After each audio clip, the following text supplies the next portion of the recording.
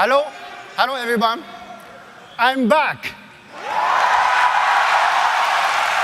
Hideo Kojima is cryptic as fuck.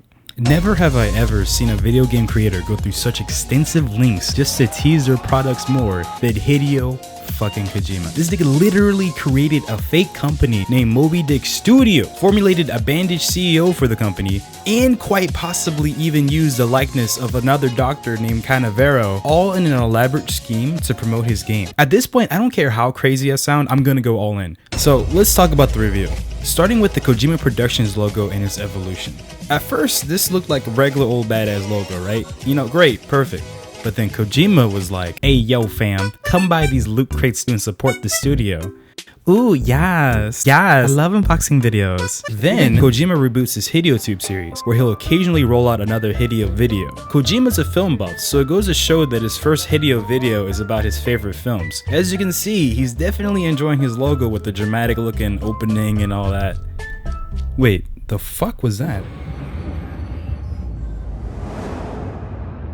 Is it saying shit right now?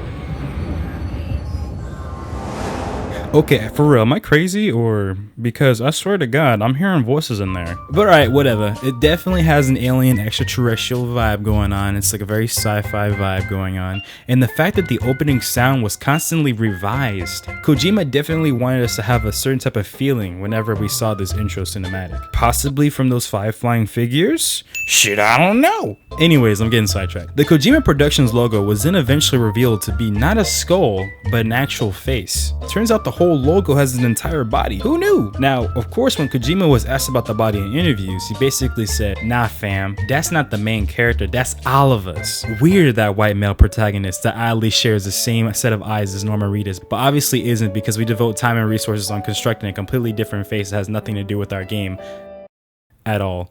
Immediately, people were drawing comparisons to MGS5 and Reedus.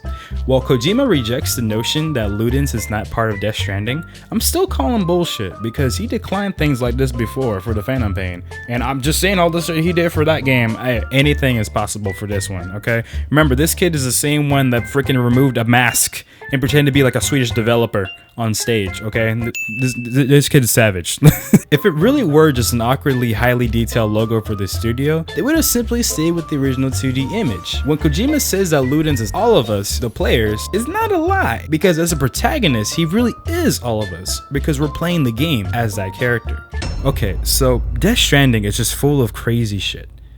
But I love it, so let's get right to it. First off, the location. At first I thought this hole was like a post-apocalyptic zone. You know, like in the distant future where BP oil just continues to spill oil everywhere and shit. But it turns out it's just a normal beach. It appears to be based on an actual black sand beach in Iceland, which happens to also be native to the Icelandic group Low Roar. Speaking of Low Roar, while it appears as though Kojima just found this group and asked to use one of their songs, more than likely Kojima commissioned the group to make the soundtrack for him. As seen hinted at with this tweet and the signature posted on this. Great. More shit to analyze now. I'll leave this for later, but you can just check out the track listings for right now. What I thought was really notable was that there's actually 2 songs titled Chapter 1 and Chapter 2, kind of like Chapter 1 and Chapter 2 in MGS5. Conspiracy tinfoil hat alert, I don't know, but whatever.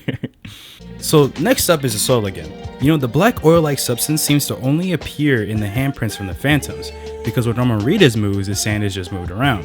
When he picks up the infant, you can see that he has a very strong, close bond with the child, connected together by a rope.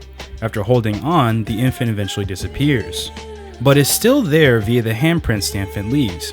The areas the child touches leave a black oily residue, which shows where the other handprint marks on Rita's body have come from.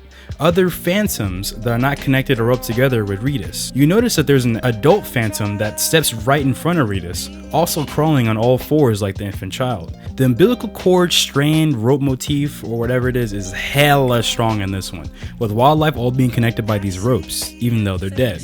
After Reedus sees the infant child leaving his lap, he stands up to his 2 feet and reveals a scar, showing the severed tie between himself and the child he held dearly. I tried matching this up with scars from a C-section, but they don't match up properly, and I mean, I highly doubt this grown man actually had a baby. It seems more like a symbolic reminder of him losing his rope. While the infant may be dead, it still lives on and is able to interact with Reynis, hence the other handprints all over his body from the mature Phantom. The last thing I'll mention is Norman's Dogtags. After a generous amount of help from Reddit, there seems to be formulas inscripted on the tags related to the direct equation, source-child radius, and general relativity. There's not too much of a connection between them besides black holes and space and time, and according to one user, it seems like someone could have just googled black holes and put the formula on the dog tags. So Kojima's probably planning on fucking with the concept of life and death within time and space. Hell, possibly even the concept of time travel? That's some hella sci-fi shit right there, fam. I don't know, but we'll see. Death Stranding is going to be an action game that will redefine death in gameplay. And just like how Metal Gear Solid defined the stealth action genre, so too will this title with its own unique genre of action. Kobo Abe seems to be a big inspiration for Kojima's work. Abe is a Japanese author, and you might know the results of his work. You know the obscure cardboard box that's become like the hallmark of the Metal Gear saga? Thank Kobo Abe, the box man, for that. Likewise, for Death Stranding, Kojima's taking heavy inspiration from the short stories The Stick and The Rope. What I take away from it is that the stick represents your typical tools for defending yourself. An assault weapon, a knife, perhaps an iron, shit, I don't know. Based on another excerpt from the same story, sticks can have a variety of uses. While a knife could be used to cut down an enemy for protection, it can also be used as a tool for chopping vegetables, or maybe cutting nets. The rope, according to Kojima, signifies tightening bonds and keeping things close. Ropes can be connections, and in one example, Kojima lists Norman Reedus as one of those ropes, or connections. So basically, what am I getting at? You fight using your baby. The baby beats the shit out of the